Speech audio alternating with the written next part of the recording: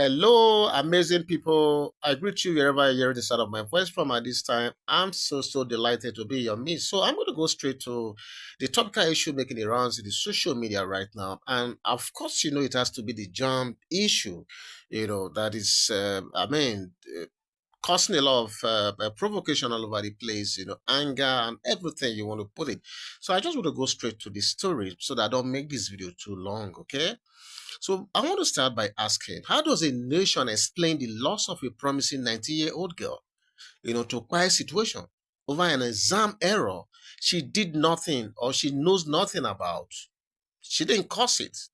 How does a nation continue to fail its future, you know, while parading apologies that change nothing? Because all I saw in that press release the other time, or the conference, what to call it, by the registrar and the board of Jamb, was just a parade, or we want to call it a charade, because it's not going to bring back the pie girl or bring back the kind of trauma, that has affected a lot of these applicants in the first place. So I'm asking, how does a nation continue to fail its future while parading apologies that change nothing? Today we dig deep, I want us to dig deep into the controversy rocking Jamb examination. I'm talking of Jamb 2025 examination, an alleged technical glitch that has left sorrow, trauma, and irreversible damage in its wake.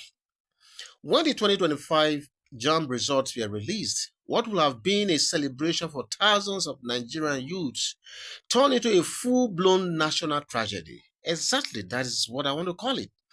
Reports of mass failure spread like wildfire, triggering an avalanche of complaints, appeals, and desperation from both students and parents. A lot of parents feel very devastated, just like the students themselves, as a result of that poor result that was earlier, released. Then came the bombshell. Jamb admitted to a technical glitch. I'm sure this is not the first time people are hearing this word, technical glitch. In 2023, a general election, especially the presidential election, we heard this language, and so it's not the first time. So sad, very sad. And why the apology from the registrar, who was even caught on camera weeping, was seen by many as a courageous act, it did little, very little to address the magnitude of the disaster. Honestly, let's be clear. This glitch has caused real damage. I want to say real damage.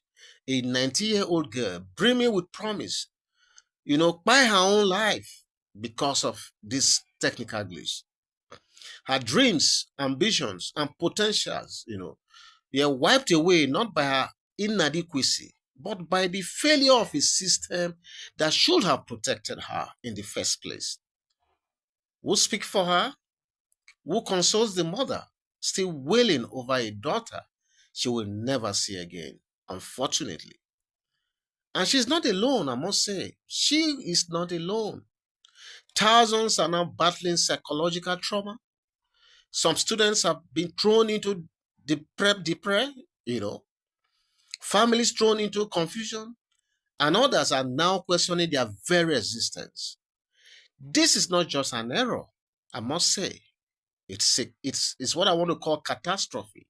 A big, in fact, a monumental catastrophe. Because so many lives of these our young kids are involved right here. So when Jamb says affected students will receive the exam, because that's what I heard, So when I hear that this says affected students will receive the exam, we must ask, is that all? Who pays for this receipt? Who refunds the money spent on extra lessons, logistics, and preparation for the original exam? Who pays for the emotional toil, the mental breakdown, the panic attacks? Because we had so many of these in torrents, I must say. And who takes responsibility for the shattered self-esteem of teenagers who now see themselves as failures because the system told them so? Because that was exactly what happened. And let's talk about the weight of that decision. Receiving an exam is not a mere do-over, I must say. For many, it means disrupting school plans, redoing months of preparation, and relieving anxiety that that shouldn't have existed in the first place. Even if a receipt is a fair academic solution, it is not a fair human solution to this tragedy that we just faced. I believe receipt is not a fair academic solution. It's not. It is not a fair human solution as well. Okay? So, but the issue now is, in all of this, where's the accountability? Why is the Jamb Registrar still in office after presiding over such monumental failure? Because that's exactly what that is. Why has not the Minister of Education made a public statement accepting responsibility on behalf of the system? In Senate claims, as we always say, hairs will have rolled by now, obviously. People will have resigned in good conscience, not wait for suspension. But here, in my country, Nigeria, in fact, it's like we forbid resignation. And when it comes to issue of resignation, our conscience doesn't work again. It will not happen in my country, Nigeria, unfortunately. Tears on national television seem to be the only form of atonement in my country today. Let's not forget that this is not an isolated glitch anyway. I tried to make insinuation to this in my earlier intro. This is not an isolated glitch. I told you, this glitch thing not be the first time it is. Does this sound familiar? I think so, to a lot of you.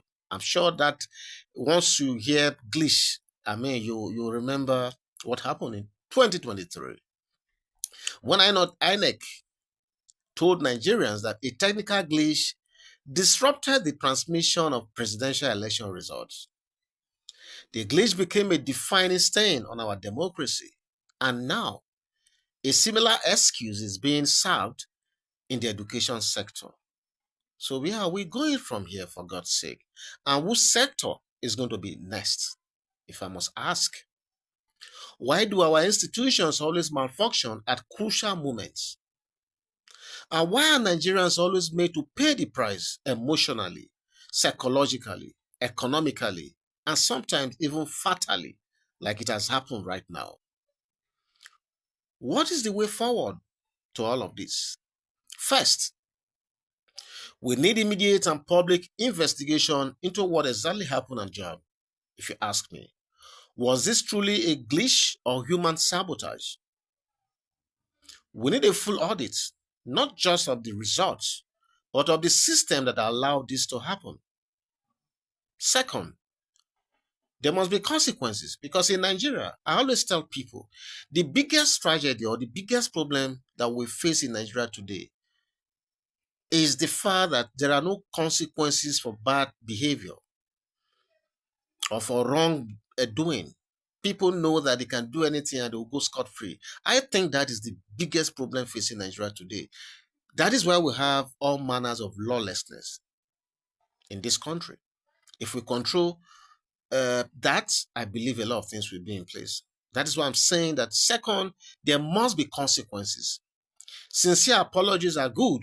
Don't get me wrong. They are very good. But they are not enough, especially in this circumstance. This is not a time for empathy alone. It is a time for accountability. If the registrar truly believes in the integrity of the institution, resignation should have been the next action after the tears. And I mean what I'm saying. Ministers must not only take glory when things go well, they must take the fall when things collapse as well. Third, the receipt must be free. That so-called receipt, I've not heard that, but I'm saying here that that receipt must be free. Students must not pay a kobo. Yes, I repeat, they must not pay a kobo. All affected students should receive support, financial, academic, and psychological, if you ask me. There must be a compensation plan, even if it is just covering logistics, materials, and therapy for those who need it. And a lot of these applicants will be needing that therapy. I must say. Fourth, Jamb digital infrastructure must undergo forensic evaluation. If one glitch could throw an entire nation into mourning, we must ask, how secure, stable, and reliable is this system? Let's not wait for another disaster before we act. This movement must be a wake-up call. Education is not just about certificates. It's about lives, futures, dreams, and dignity. When those in charge fail to protect the dreams, they must face the consequences. And that is what I'm calling for right now. Let's not normalize failure in leadership, because that's what we do in this country. You give people duties, they don't perform, there's no evaluation, nobody is checkmating anybody, and when they fail big time, there are no consequences. So I'm saying, let us not normalize failure in leadership. What we do here is we have normalized failure in leadership. That's exactly what we do in this country, and it's so sad. Let's not glorify apologies when action is what we need, because that's all we do in this country. Let's not forget let's not forget those who have died while pretending the system is still alive. A nation where the future die, I'm sorry, I don't want to use that word. So let me rephrase right now. So I'm saying, a nation where the future, dies before it even begins, is a nation in danger. What am I saying here? For this young girl that quiet herself now, her future has has just begun.